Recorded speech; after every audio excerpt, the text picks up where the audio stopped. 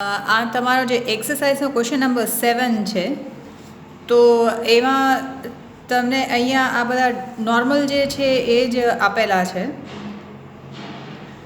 એડજસ્ટમેન્ટ્સમાં જોઈએ તો એડજસ્ટમેન્ટ્સમાં closing stock, પછી unrecorded credit purchase return, sales return, unpaid wages, goods destroyed by ફાયરવાળું, પછી goods return for personal use અને લેબર ચાર્જીસ જે ભૂલથી આપણે મશીનના ઇન્સ્ટોલેશન માટે જે વેજીસ પે કર્યા છે એ ડેબિટેડ ટુ વેજીસ અકાઉન્ટ છે. અહીંયા મિસપ્રિન્ટ છે એટલે એ પણ એક કરેક્શન કરી લેજો.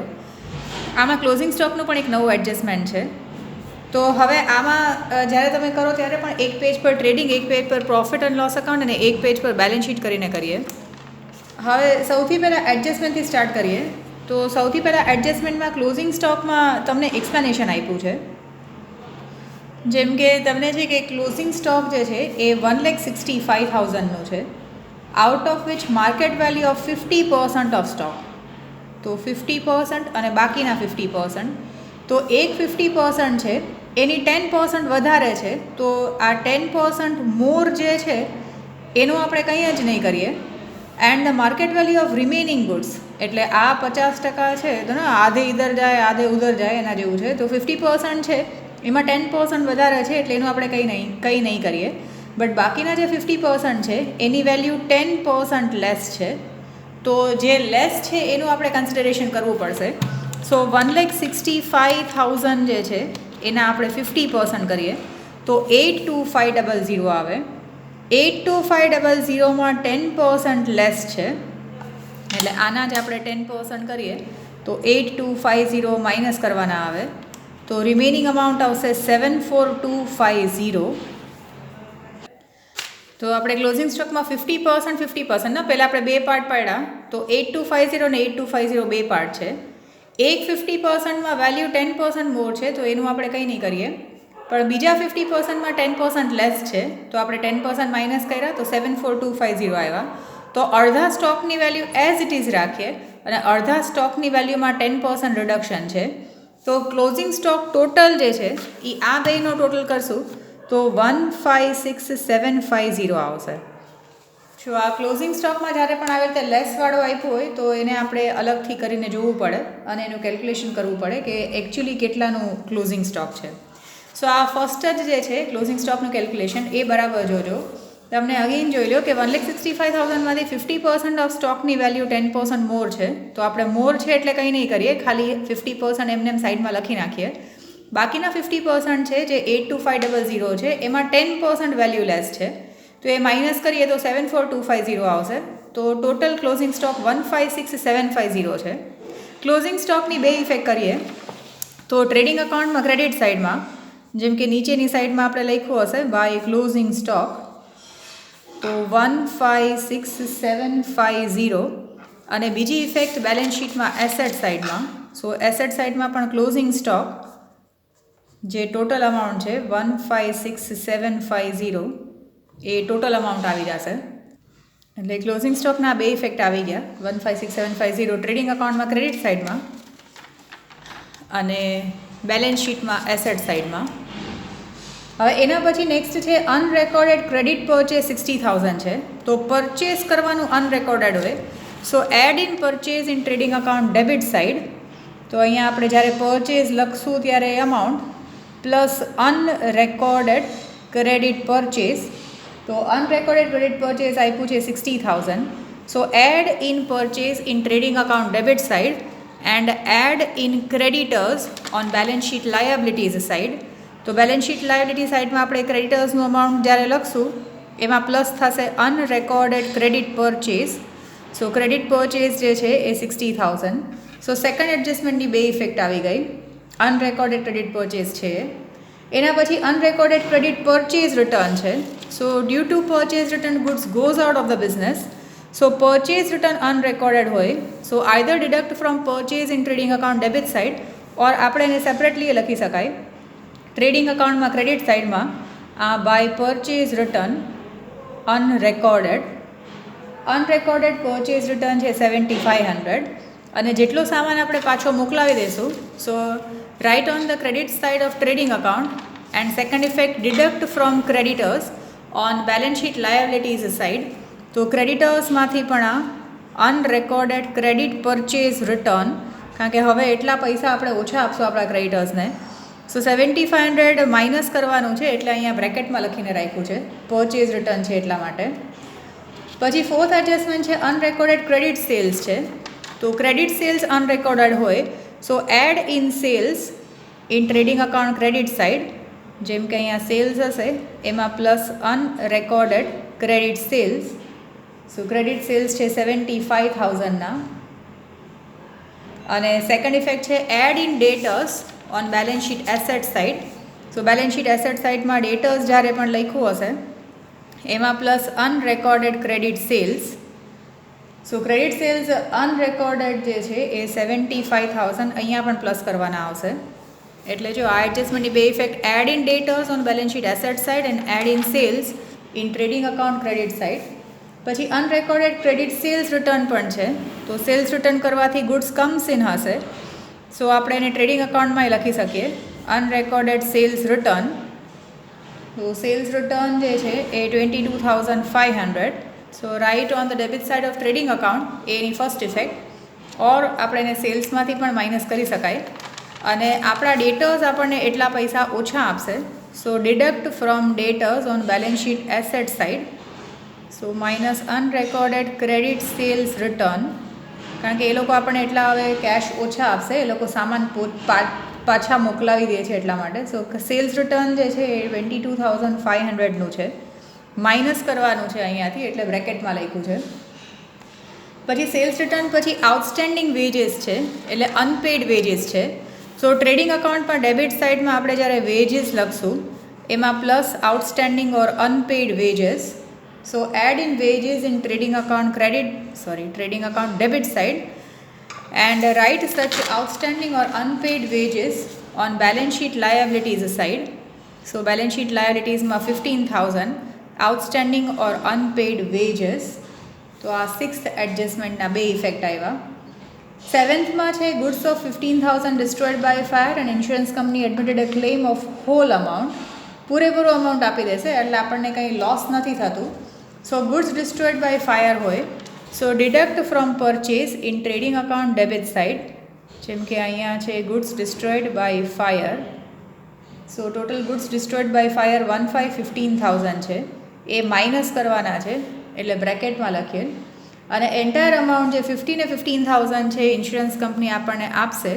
સો ઇન્સ્યોરન્સ કંપની આપણા માટે ડેટર છે. સો બેલેન્સ શીટમાં એસેટ સાઇડમાં અહીંયા ઇન્સ્યોરન્સ કંપની ક્લેમ, તો ક્લેમ આપણને છે 15,000ના 15,000 પૂરેપૂરા આપણને મળી જશે. So there is no loss. એના પછી આપ્યું છે goods of 7,500 withdrawn for personal use. તમારું સેવન્થ પછી એઇથ એડજસ્ટમેન્ટ 7,500ના goods withdrawn for personal use છે. So deduct from purchase in trading account debit side, જેમ કે અહીંયા આ goods withdrawn for personal use. So goods withdrawn for personal use જે છે એ 7,500ના છે. સો 7,500 અહીંયાથી ડિડક્ટ થઈ જશે, deduct from purchase in trading account debit side. અને આ goods withdrawn for personal use છે એ ઓનર લઈ ગયા છે. So deduct from capital on balance sheet liabilities side. So minus goods withdrawn for personal use. So goods withdrawn for personal use 7,500ના છે, પછી માઇનસ કરવાના છે, એટલે અહીંયા બ્રેકેટમાં લખશું goods withdrawn for personal use છે, એટલે પરચેઝમાંથી પણ માઇનસ. એટલે તમે અહીંયા જુઓ તો અહીંયા ક્રેડિટ ઇફેક્ટ છે, અને લાયબિલિટી સાઇડ એટલે કે ક્રેડિટ સાઇડમાં એ માઇનસ છે, એટલે ડેબિટ ઇફેક્ટ છે. અને લાસ્ટ એડજસ્ટમેન્ટ છે labour charges for installation of machine જે છે એ ભૂલથી આપણે લેબર ચાર્જીસ લખ્યું છે, પણ ત્યાં મિસપ્રિન્ટ છે, વેજીસ લખજો. તો વેજીસમાંથી માઇનસ કરવાના આવશે, કારણ કે ભૂલથી આપણે ડેબિટ કરી નાખ્યા છે વેજીસમાં. સો માઇનસ ઇન્સ્ટોલેશન ચાર્જીસ ઓર ઇન્સ્ટોલેશન ફોર મશીનરી છે. સો 7,500 આપણે આ વેજીસમાંથી માઇનસ કરવાના આવશે અહીંયા આગળ. એટલે ટ્રેડિંગ અકાઉન્ટમાં ડેબિટ સાઇડમાં વેજીસમાંથી ઇન્સ્ટોલેશન ચાર્જીસ માઇનસ કરવાના આવશે. અને એડ સચ એક્સપેન્સ ટુ રિયલ ઓર જે પર્ટિક્યુલર એસેટ છે એમાં આપણે એડ કરીએ. સો બેલેન્સ શીટમાં એસેટ સાઇડમાં આપણે જ્યારે મશીનરી લખશું તો એમાં જ આપણે પ્લસ કરવા પડે આ ઇન્સ્ટોલેશન ચાર્જીસ જે છે એ. સો ઇન્સ્ટોલેશન ચાર્જીસ માટે જે વેજીસ પે કર્યા હતા, સો 7500 અહીંયા પ્લસ કરવાના આવશે. તો જો એડજસ્ટમેન્ટના બધાના બે ઇફેક્ટ પૂરા થઈ ગયા, એવું હોય તો હું તમને નંબર લખી આપીશ. જેમ કે આ ક્લોઝિંગ સ્ટોક છે, તો ક્યાં આવી ક્લોઝિંગ સ્ટોક ટ્રેડિંગ અકાઉન્ટમાં ક્રેડિટ સાઇડ અને બેલેન્સ શીટમાં એસેટ સાઇડ, આ first adjustment. Second adjustment unrecorded credit purchase છે, તો આ ક્રેડિટ પરચેઝ ક્રેડિટર્સમાં આપણે પ્લસ કર્યું અને ટ્રેડિંગ અકાઉન્ટમાં અહીંયા પરચેઝમાં પણ આપણે એડ કર્યું. સેકન્ડ પછી થર્ડ છે પરચેઝ રિટર્ન, તો પરચેઝ રિટર્ન થર્ડ એડજસ્ટમેન્ટની એક ઇફેક્ટ અહીંયા આપણે ટ્રેડિંગ અકાઉન્ટમાં ક્રેડિટ સાઇડમાં, અને બીજી ઇફેક્ટ આપણે ક્રેડિટર્સમાંથી એટલા પૈસા માઇનસ કરી નાખશું, because now we do not have to pay such amount to creditors. પછી અનરેકોર્ડેડ ક્રેડિટ સેલ્સ છે, જે ફોર્થ એડજસ્ટમેન્ટ છે, તો અનરેકોર્ડેડ ક્રેડિટ સેલ્સમાં પ્લસ કર્યું અને ફોર્થની બીજી ઇફેક્ટ છે ડેટર્સમાં પણ આપણે પ્લસ કર્યું. પછી સેલ્સ રિટર્ન છે, તો એ અનરેકોર્ડેડ છે, તો એ ફિફ્થ એડજસ્ટમેન્ટ્સ આપણે ડેટર્સમાંથી પણ માઇનસ કરવાનું આવશે. સેલ્સમાંથી માઇનસ કરી શકાય, ઓર આપણે એને ડેબિટ સાઇડમાં પણ લખી શકીએ, કારણ કે ગુડ્સ કમ્સ ઇન થશે એટલા માટે. પછી સિક્સ્થ એડજસ્ટમેન્ટમાં આઉટસ્ટેન્ડિંગ વેજીસ 15,000 વેજીસમાં પ્લસ કર્યા અને આઉટસ્ટેન્ડિંગ વેજીસ આપણે લખ્યા બેલેન્સ શીટમાં લાયબિલિટી સાઇડમાં. તો આ સિરિયલ નંબર્સ લખ્યા છે એડજસ્ટમેન્ટના નંબર, તમે જોજો 6 છે તો અહીંયા 6 એક વખત અહીંયા છે, એક વખત અહીંયા જોઈ લેજો કે 6 અહીંયા છે. તો બે ઇફેક્ટ ક્યાં છે. પછી સેવન્થમાં ગુડ્સ ડિસ્ટ્રોયડ બાય ફાયર છે અને ઇન્સ્યોરન્સ કંપની આપણને ક્લેમ આપે છે, પૂરેપૂરો ક્લેમ આપે છે, તો આમાં કંઈ લોસ નથી. અને અહીંયા આગળ આ seventh એડજસ્ટમેન્ટમાં goods destroyed by fire. પછી એઇથમાં goods withdrawn for personal use છે, તો એક તો પરચેઝમાંથી માઇનસ અને કેપિટલમાંથી માઇનસ, એટલે એઇથ એડજસ્ટમેન્ટના બે ઇફેક્ટ. અને નાઇન્થના લેબર ચાર્જીસ જે છે મશીન માટેના જે છે, so we have to add it to the cost of an asset, તો ભૂલથી આપણે એને વેજીસમાં લખી નાખ્યા છે, તો આ વેજીસમાંથી આપણે નાઇન્થ એડજસ્ટમેન્ટમાં માઇનસ કરવા પડશે અને બાકીના આપણે રિસ્પેક્ટિવ એસેટમાં પ્લસ કરવા પડશે. હવે એડજસ્ટમેન્ટ્સ બધા પૂરા થયા. હવે ટ્રાયલ બેલેન્સમાંથી જેમ જેમ આપેલું છે એમ લખવાનું સ્ટાર્ટ કરીએ. તો સૌથી પહેલાં ટ્રાયલ બેલેન્સમાં તમારે કેપિટલ અને ડ્રોઈંગ્સ છે, સૌથી ફર્સ્ટ જે છે એ. તો તમે જોજો, હવે અહીંયાથી આ જેમ આવે છે એમ જ આપણે કરવાનું સ્ટાર્ટ કરીએ. તો એક એક તમે જોતા જાજો. કેપિટલનું ઓલવેઝ ક્રેડિટ બેલેન્સ હોય, સો કેપિટલ છે 6 lakhs અને એમાંથી હવે અહીંયા ઉપર જગ્યા નથી તો અહીંયા પણ આપણે લખી શકીએ. ડ્રોઈંગ્સ માઇનસ કરવાના થશે 18,000. હવે અહીંયા સિન્સ બીજું પણ એક એડજસ્ટમેન્ટ છે, તો સૌથી લાસ્ટમાં આપણે એક સાથે માઇનસ કરશું. પછી કેપિટલ અને ડ્રોઈંગ્સ પછી પરચેઝ અને સેલ્સ છે, તો પરચેઝનું અમાઉન્ટ હવે આપણે લખી નાખીએ 9 lakh છે અને પછી સેલ્સ છે એ 1515 lakh છે. તો હવે આમાં બીજા કંઈ એડજસ્ટમેન્ટ્સ આમાં છે નહીં, તો આપણે આ પરચેઝમાં આ બધું જે માઇનસ કરવાનો હતો ને પ્લસ કરવાનો હતો એ કરી નાખીએ. જેમ કે પરચેઝ છે અહીંયા 9 lakh, પછી એમાં પ્લસ અનરેકોર્ડેડ પરચેઝ 60,000, માઇનસ આ ગુડ્સ ડિસ્ટ્રોયડ બાય ફાયર અને minus goods withdrawn for personal use છે. સો 937500 એ આપણને હવે ટોટલ પરચેઝના આવી જશે. પછી એના પછી અહીંયા સેલ્સમાં પણ આપણે જોઈ લઈએ તો 15 lakh છે, એમાં અનરેકોર્ડેડ ક્રેડિટ સેલ્સ 75,000 પ્લસ કરીએ, સો 15,75,000 એ સેલ્સમાં આવી જશે. તો પરચેઝ અને સેલ્સ લખી નાખ્યું. પછી ત્રીજું આપ્યું છે પરચેઝ રિટર્ન, જે ક્રેડિટ સાઇડમાં છે, તો એને આપણે એમનેમ જ અહીંયા લખી નાખીએ છીએ પરચેઝ રિટર્ન. સો પરચેઝ રિટર્ન 30,30,000. જો એડજસ્ટમેન્ટના મોસ્ટલી મેં બ્લેકથી લખ્યા છે અને એના રાઇટિંગ્સ મેં થોડા નાના કર્યા છે અને બાકીના જે ટ્રાયલ બેલેન્સના છે મેં બ્લૂથી લખું છું ને એક વખત છે એટલે થોડા મોટા કરીને લખું છું, એટલે જોજો તમને ક્લિયર થાય છે કે નહીં. પછી સેલ્સ રિટર્ન છે, સો સેલ્સ રિટર્ન પણ ટ્રેડિંગ અકાઉન્ટમાં ડેબિટ સાઇડમાં આપણે એઝ ઇટ ઇઝ લખી નાખીએ. સો સેલ્સ રિટર્ન ટ્રાયલ બેલેન્સમાં છે એ 60,60,000 ડેબિટ છે એટલે ડેબિટ સાઇડમાં. સેલ્સ રિટર્ન પછી સ્ટોકમાં તમને ડેટ આપી છે, એ તમે ટ્રાયલ બેલેન્સની ડેટ જોશો તો 31 March 15 છે અને વર્ષ ચાલુ થશે 1/4ના. સો એનો મતલબ કે એ ઓપનિંગ સ્ટોક છે. ક્લોઝિંગ સ્ટોક આમ પણ આપણે લખી નાખ્યો. આ 1/4/14 જે છે એ ઓપનિંગ સ્ટોક છે. સો ઓપનિંગ સ્ટોક ટ્રેડિંગ અકાઉન્ટમાં ડેબિટ સાઇડમાં 90,90,000. પછી કેરેજ ઇનવર્ડ છે, સો કેરેજ ઇનવર્ડ જે છે એ આમ પણ ટ્રેડિંગ અકાઉન્ટમાં આવે. સો કેરેજ ઇનવર્ડનું અમાઉન્ટ છે ટ્રેડિંગ અકાઉન્ટમાં 1,515,000. કેરેજ ઇનવર્ડ પછી સેલરી છે. સો સેલરી આવશે પ્રોફિટ એન્ડ લોસ અકાઉન્ટમાં ડેબિટ સાઇડમાં. તો અહીંયા આગળ ટુ સેલરી ડેબિટ સાઇડમાં 1,80,000. સેલરી પછી વેજીસ છે 60,000. તો વેજીસમાં હવે આપણે 60,000 લખીએ, પછી આપણે અનપેડ વેજીસ હતા. સો આ 60,000 પ્લસ 1,515,000 અને માઇનસ 7,500. સો 6,7,500 જે છે એ ટોટલ વેજીસનું અમાઉન્ટ આવી જશે. કારણ કે એમાં અનરેકોર્ડેડ ઓર આઉટસ્ટેન્ડિંગ વેજીસ હતા અને ભૂલથી આપણે મશીનના વેજીસ આમાં લખી નાખ્યા હતા, જે આમાંથી આપણે માઇનસ કર્યા. પછી વેજીસ પછી ઓફિસ એક્સપેન્સીસ છે.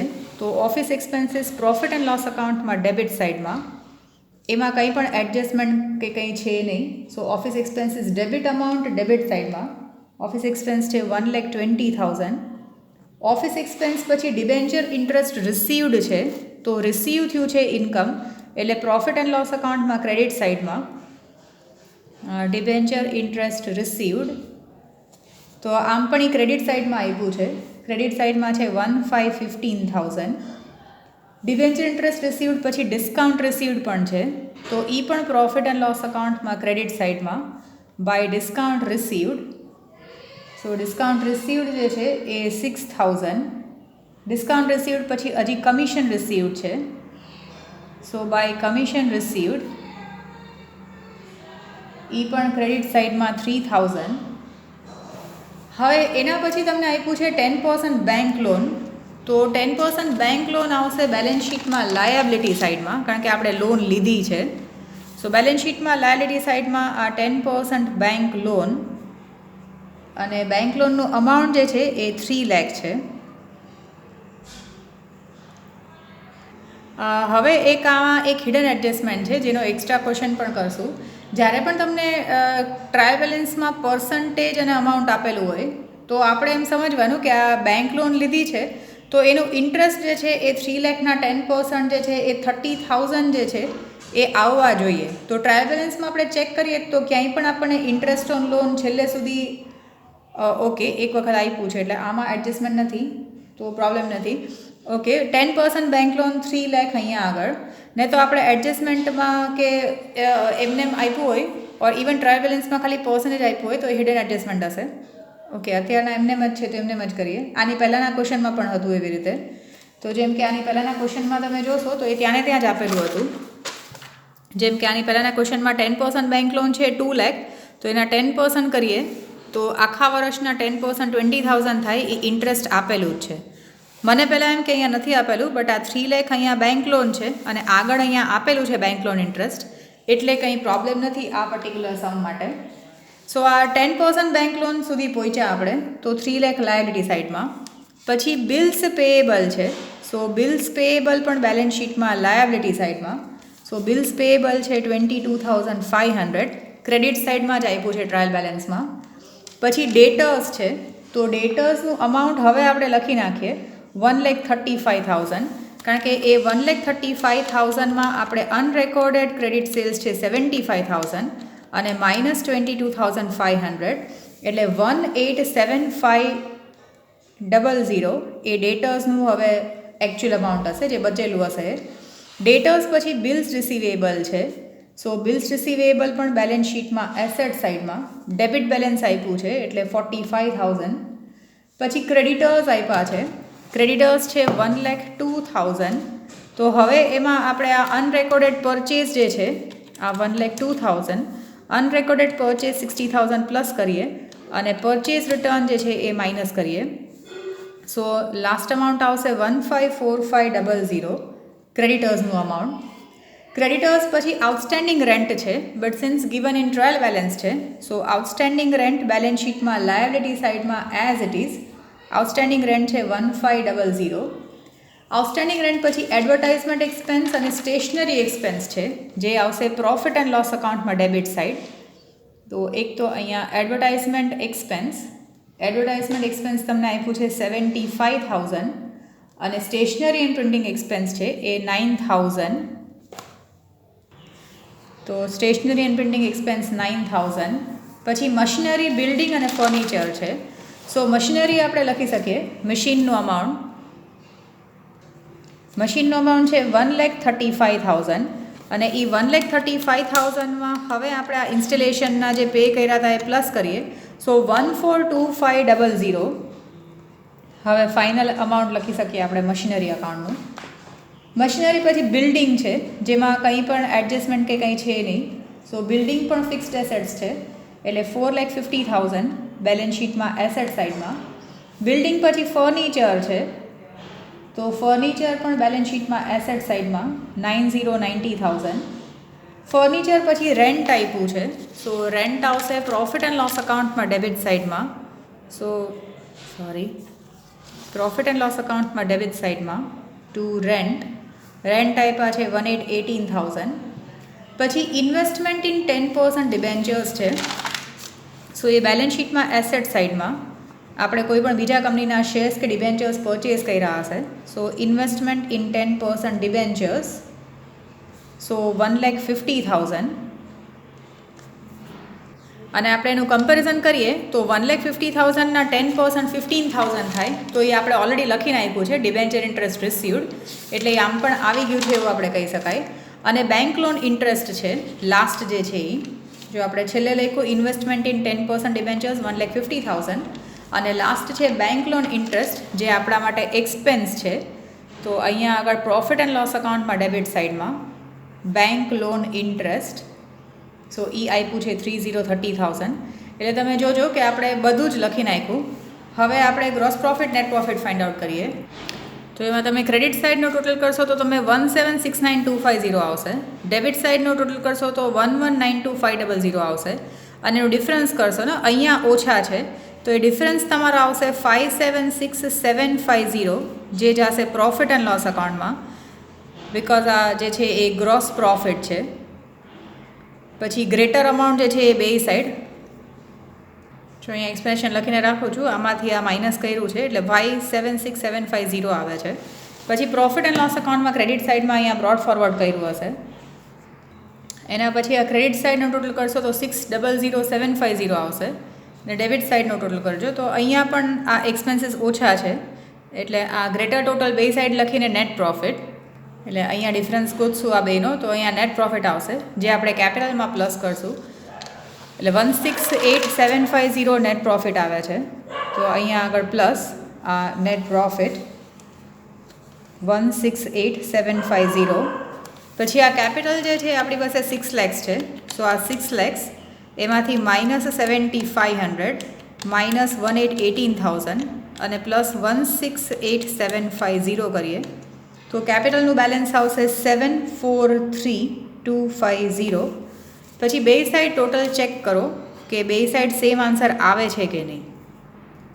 તો એમાં બે સાઈડ ટોટલ કરશો તો 1,236,750 તમને આવી જશે. એટલે આ પર્ટિક્યુલર સમમાં જોજો જે આપણે આગળ નાના નાના સમ્સ કર્યા હતા એનું બધું મિક્સ્ડ છે. Purchase return sales return purchase sales unrecorded છે ગુડ્સ વિડ્રોન ફોર પર્સનલ યુઝને એ છે ઇન્સ્યોરન્સ કંપનીવાળું છે અનપેડ વેજીસવાળું છે અને છેલ્લે જે તમને એક આ કહ્યું હતું કે ભૂલથી આ ઇન્સ્ટોલેશન ચાર્જીસ જે એસેટ માટે હોય જેમ કે આનો પણ તમને યુટ્યુબમાં વિડીયો છે કે તમે ભૂલથી લખાઈ ગયા હોય તો તમારે એસેટ્સમાં પ્લસ કરી નાખવાના અને રિસ્પેક્ટિવ એક્સપેન્સીસમાં માઇનસ કરી નાખવાના. તો એવું પણ આ એક્સરસાઇઝના ક્વેશ્ચનમાં આવ્યું.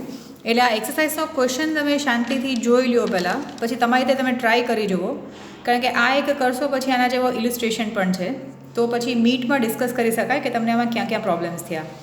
એક આ ઇન્ટરેસ્ટ ઓન લોનવાળું જે છે એ હિડન એડજસ્ટમેન્ટ છે તો હવે એ પણ એકવાર જોવાનું રહેશે કે કોઈ વખત ટ્રાયલ બેલેન્સમાં આપ્યું હોય તો આપણે ચેક કર્યું કે બેંક લોન જે છે એ 3 lakh છે અને એના 10% 30,000 થાય તો એ 30,000 અહીંયા આપણે કરેલા પણ છે. સિમિલરલી 10% ઇન્વેસ્ટમેન્ટ ઇન ડિબેન્ચર્સ છે તો એના ઉપર આપણને 10% 10% ઇન્કમ રિસીવ થવી જોઈએ. સો 1,50,000ના 10% કરીએ તો 15,000 આપણે રિસીવ પણ થયા છે. તો એકચ્યુઅલી આ ખાલી આપણે ટેલી કર્યું છે. સ્ટાર્ટિંગનો સમ છે એટલે એ હિડન એડજસ્ટમેન્ટ્સવાળું પણ હજી જોવાનું થશે.